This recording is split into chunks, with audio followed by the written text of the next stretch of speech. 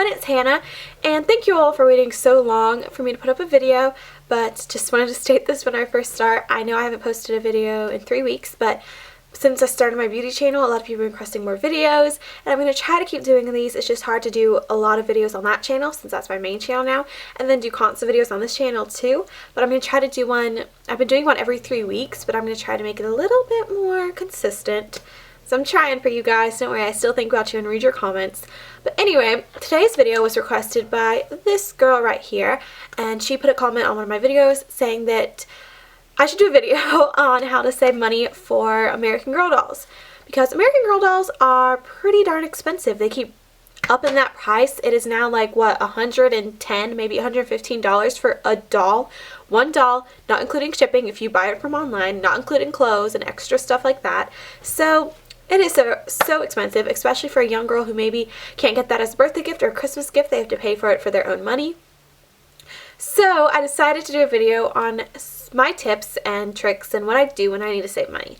And I decided to do this now because I'm actually saving not for a doll but for a laptop. So that's a Mac laptop, so that's a lot of money, and I had to do it all myself. So I thought this would be a great video to do because I'm already saving some money, and these are just some tips and tricks that I've used to get there. If you're not saving for a doll like I wasn't, then you can use this for basically anything that you're saving for that maybe you don't get on, that's a little bit more out of your price range, so you need to save some money for. So I'm going to talk about goal setting, ways to make money without getting allowance, because I don't get allowance. This was all me.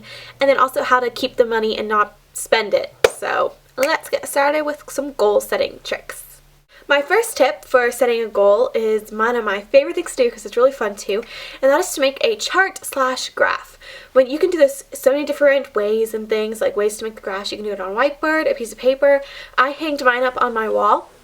What I did was I just taped a lot of pieces together because I needed a long list of money, but if yours is something smaller, like maybe just $50, you can maybe only do it on one piece of paper. But you just put papers together and make lines going up the graph at different price points. So I did mine every $25. So it went from 25 to 50 to 75 to 100. And then 125, 150, 175, 200. And then every time I made another $25, I would take a highlighter and sort of scribble it up to that line, and that way I know that I got that far. So I made like a half point range, and then my big goal, I put like a big thing at the top, like exclamation points and hearts, and like, woo, you made it. So it's a constant way to go up, and then you really don't want to spend your money too then, because then you have to erase it or wait till you get another $25 for you to get back at that one line. So marking the way up helps you know you're doing well, and it helps you not spend it because you're like, I don't want to have to erase the line that I just made. So yes. My next tip is to make a budget. This can sound sort of boring, maybe your parents do this, but you can do a simple one that's really easy. What I usually do is, if I'm not, like for my laptop, I was on a no spending budget. I only spent like $20 in things because my cousins came down and I wanted to spend some money with them, but I made a strict budget on not to spend any money because I needed a time range. I had to get it on this date for whatever reason. But if you're more lenient and you're like saving up till maybe Christmas with this, then you can have your budgets and then your budget. So what you have is you have your save. So say you get $10 from somewhere, no matter what it is.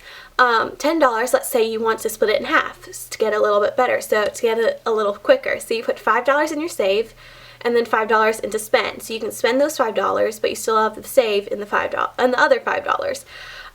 If you're a little bit more graduate, you don't need it right away or anything, then you can do $3 in your save and then $8 in your spend, so you have more money to spend. If you just want to save money, you aren't saving for a specific item, you just want to save some money, that's a great way to do it too.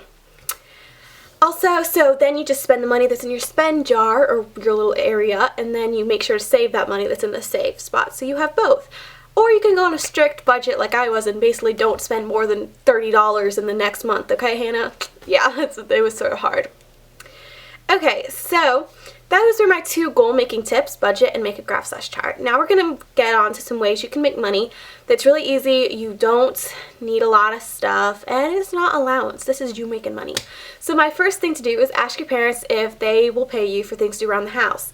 Some people I know, the parents won't pay them to do stuff. They think that's like not your chores, but like some people have chores where they don't get paid for that, but think of other stuff, like maybe something you don't normally do. Like if you have a pool, I clean the pool sometimes for money because that's not a set chore I have, so they'll pay me a little extra for that. Or maybe your chore is to walk the dogs, so you do that without getting paid. Then maybe try wash them, like bathe them one day for some extra money, or wash their cars, or do extra just stuff around the house, because that can really add up. So then just make sure you put your save and your spend. You don't spend it all right then and there. My next thing I love to do, these are so fun, especially with friends, is to make lemonade stands. Find a good place in your neighborhood, make some lemonade. I actually do more than lemonade. I do usually like sweet tea, unsweet tea, some Kool-Aid or something like that, maybe cookies, just to get more, because they'll see the lemonade stand sign, make it cute. Good products, and don't make them too expensive. I usually do 50 cents for a cup of whatever drink, and then maybe like 75 cents for a cookie or brownie that we make. And if you do it with a friend, you do have to split the money with her or him, but it's fun. And if you make good money, then awesome. So that's number 2. Number 3 is a garage sale, or selling some of your old clothing, or maybe your old doll clothing and you want to buy more new doll clothing, then you sell some of your old doll stuff. Or, you know, just whatever you have, old toys, clothes, whatever it is, sell it in a garage sale, or bring it to like pawn shop in your area, whatever. Just find some stuff. There's online selling things too that I do a lot. How I got most of my money was I did a selling thing online, and I sold a lot of my old furniture because we're redoing my room too. So I sold a lot of my old furniture and stuff like that as well. And then my 4th thing you can do to make money is doing a small business. Not like a lemonade stand, but like a business. So say you make bracelets, you can sell those bracelets to friends or family. Or say you do babysitting, like if you're old enough to babysit, then you can do that too. Whatever floats your boat, whatever you do, try to make it into a small business. However, if you're younger, you may want your parents' help for this, because for this you do need a strict budget on different things, like not just the save and spend.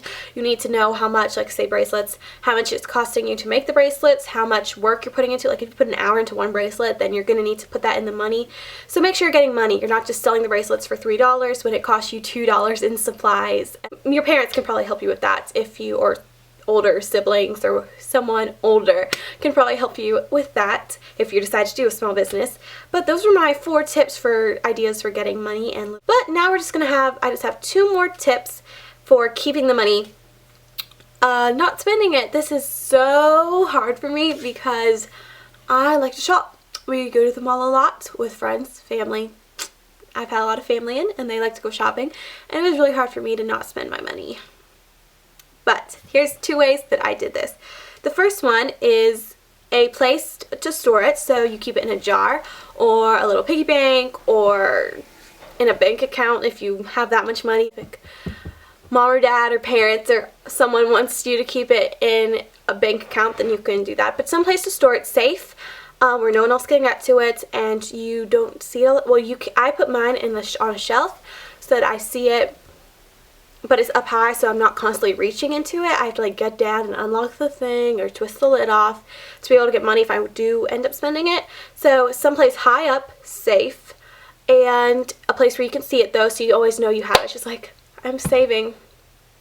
There it is on the shelf. So yeah. And then number 2 is to get a picture of your doll or whatever you're using. If you're saving for a camera or a laptop like me, print it out or do something. And then what I do is I take that picture, let's just say it's a doll, and put it put it someplace where you'll see it. On a mirror, in your wallet is a great place too. So every time you take your wallet and you put some money in it, before you buy something, you see the doll. I love that idea. So yeah, so put a picture of it someplace so you constantly see it, and then you're reminded of it. Like I write on my whiteboard, like save how much money a week, or I put a picture in my wallet or by my bedside table so I see it every night. Just someplace where you can constantly see it to be reminded that you're saving for it.